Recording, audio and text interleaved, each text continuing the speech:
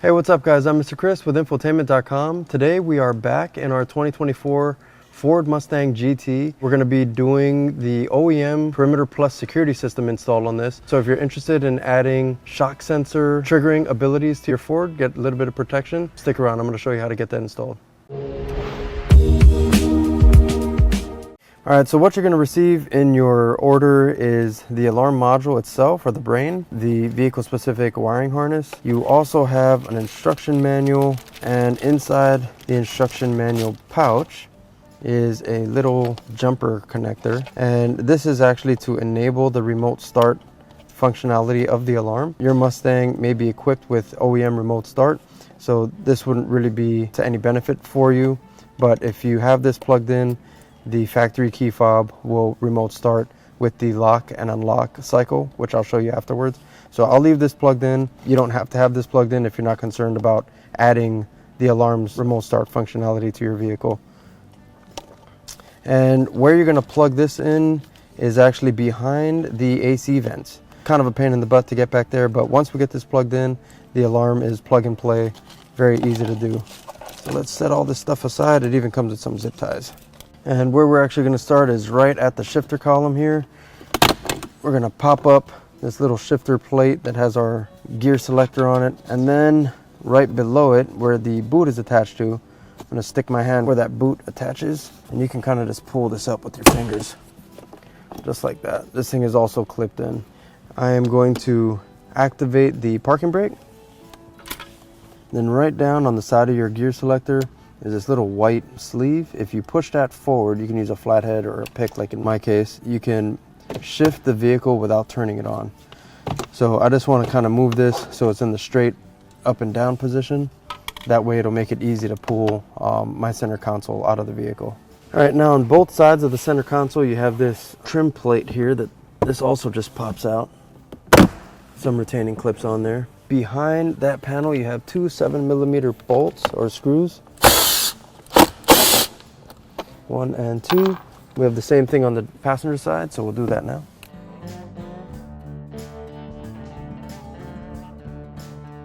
All right, now we're gonna pop up our center glove box. From the back edge back here, I'm gonna stick a panel tool back in between here and kind of just separate this center console, and then it just kind of pulls up and back. And all we're left with is the e-brake plug, so we can go ahead and unplug that. We'll get our warning saying that the e-brake is unplugged, and I'm going to set this aside here. All right, next up is your center console cubby. Ours has a wireless charger. If you don't, you're still going to have these screws in there. So I'm popping up the little rubber pad, and you got two 7mm screws going straight down. We'll pull those up. We can pull this back, and we don't necessarily need to unplug all of this, but I'm going to unplug it just so it is a little easier. I don't have to work around this little pocket being in there. All right, next up, because we have the landscape screen or the one piece, what we're going to have to do is remove both sides of this. If you have the split screen with the split in the middle, you just have to remove this and remove the one infotainment screen. You don't have to remove the cluster side. But for these purposes, we're going to show you how to do it. You're just going to take your panel tool, pop it up underneath the edge. Either edge will work fine. And then this whole thing is just held in with some retaining clips.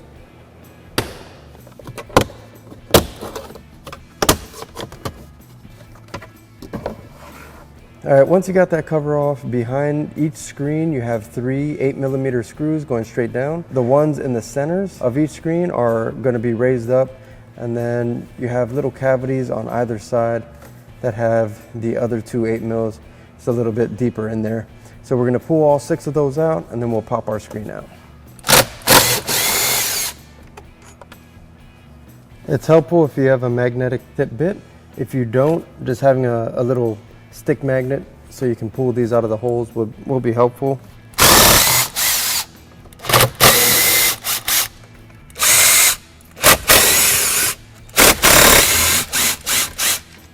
All right, so we got all 6 bolts out. We'll pull our screen to the rear, And then we have a set of 4 connectors back here. The little black 4-pin connectors are pretty easy. You have a little lever right down in the middle you can depress and that'll slide out. And then for your LVDS cable on the side, it's a little trickier. I like to use a pick or a flathead just to kind of help me extract that connector from there. You got 2 of those, one on either side. Just like that. We'll get this screen out of the way. All right, we did all of that just to expose these 2 7mm screws right here. So once we get these pulled out, this whole center stack right here will pop rearward. You have a bunch of plugs in here that we do not need to unplug. I'm just gonna have this hanging off to the side. All right, now basically we did all the hard work from here. We have 2 more 7mm that we have to remove and pop this AC ducting portion out of it because our plug is literally right behind here. So we'll pull these 7mm out. And with the center duct, you're gonna wanna, it's kind of scooped like this, so you're gonna wanna just kind of twist it out of there. Just like that. And you actually don't have to unplug this either. All right, so the plug has the release facing forward or on the forward side of this. So you're gonna have to stick your finger in between there, and squeeze, and then pull to the rear.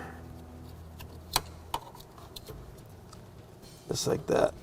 All right, now's the part where you grab your harness. And basically what I'm gonna do is cut this end off here, because we don't need this in there. And then I'm going to install our pass-through.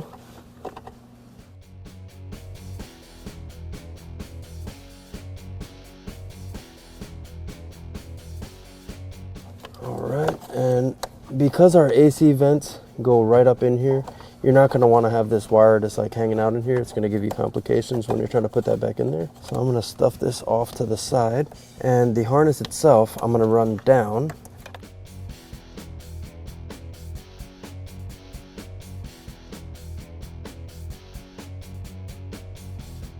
All right, so we're gonna route this alarm wire kind of where the factory wires are going through this little groove in here in this plastic. We're gonna come down through the side here, avoiding these screw holes, and we can just lay our wire right down there. Now we're ready to put everything back together, and we'll plug the alarm brain in after we're done getting this all reinstalled. All right, we're gonna start with the AC vents. Just like we removed it, you're gonna wanna kind of cup it and twist it upwards. Go. Once you have that lined up, put those screws back in, and everything else should be very straightforward from here on out.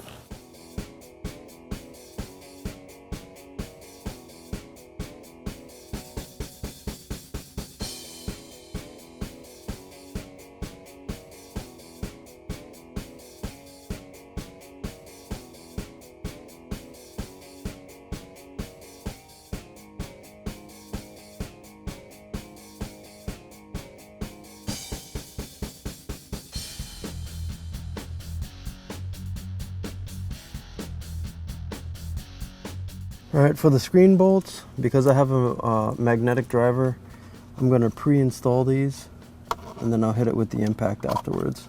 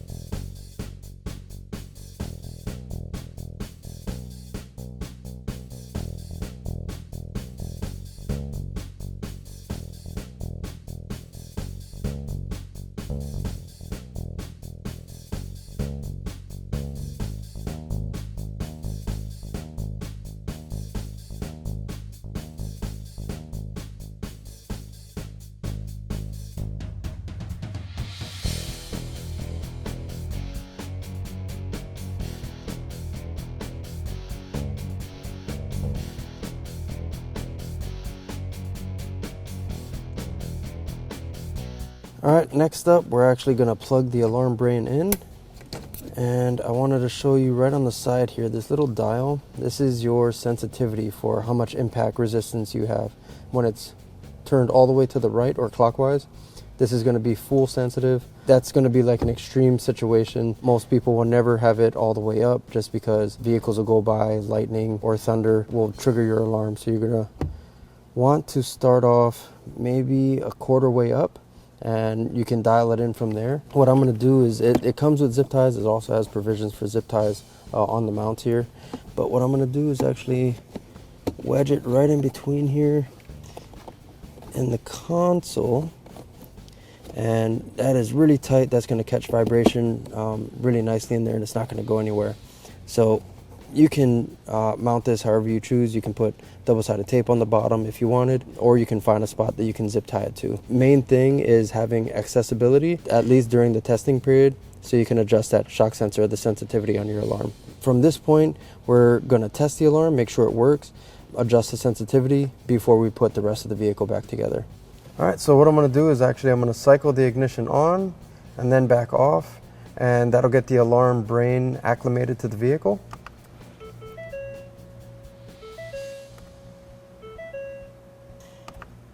Turn that back off. And we can hear the lock cycle. That is from the alarm brain acclimating to the vehicle. It'll only do that first time. And because I plugged in the remote start capability, that little loop or jumper wire that's on the outside of that brain, I will be able to remote start this without using the factory remote start button. So if I hit lock, unlock, lock in that sequence, that'll remote start the alarm. If I hit that again, lock, unlock, lock, that'll turn it off. So I'll do that.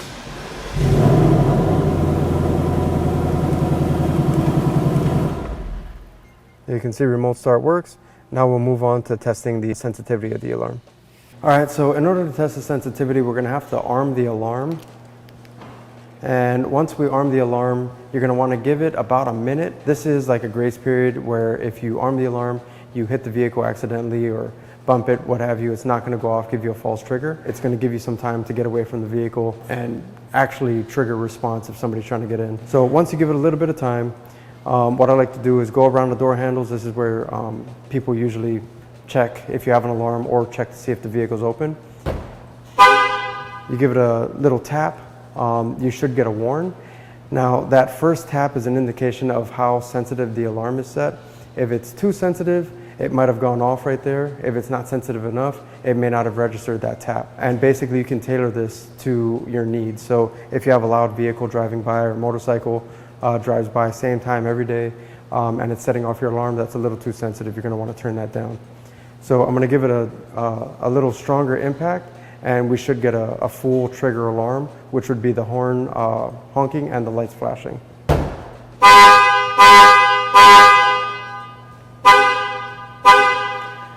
So that was the full trigger right there. That sensitivity felt just about perfect to me, so I'm not going to adjust that from there. But if you are beating your door down and it's not going off, you're going to want to increase it until you feel confident that this is going to protect your vehicle.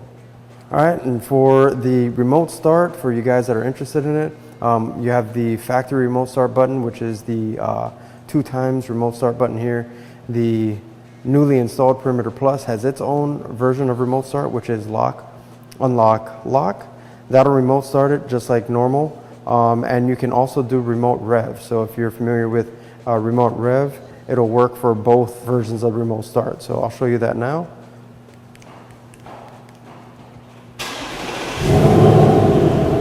So we have the Mustang started using the Perimeter Plus remote start.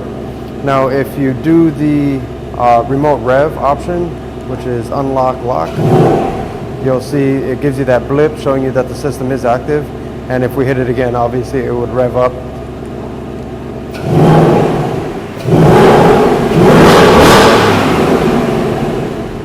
And to deactivate the remote start remotely, lock, unlock, lock. And that shuts it off. All right, now that we have the alarm nicely tuned, we can slide our center console back in place. Make sure to open that center compartment glove box. This will have to go upwards. There we go. We'll sit this back in place and get it all clipped down.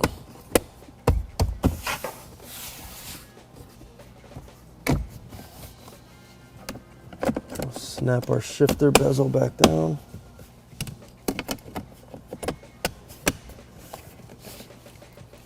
And then we just have the 2 screws on either side and the install will be complete.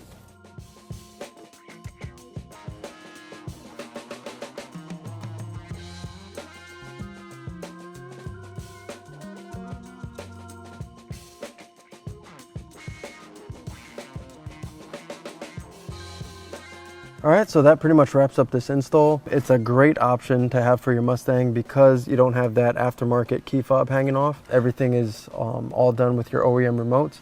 The other nice feature is if you ever lose your remotes and you need to reprogram them, you don't have to do anything with the alarm. They all work off of your factory remote. So whatever you sync to your vehicle, the alarm is automatically going to work for. We don't only offer this for the 2024 Mustang, we also offer it for the 2019 to 23 body as well. So be sure to head over to our website and see our compatibilities for the different alarms that we offer utilizing the Perimeter Plus security system. All right, so that pretty much wraps it up. If you enjoyed this video and you want to see more just like it, be sure to head back to infotainment.com. Thanks for watching, guys.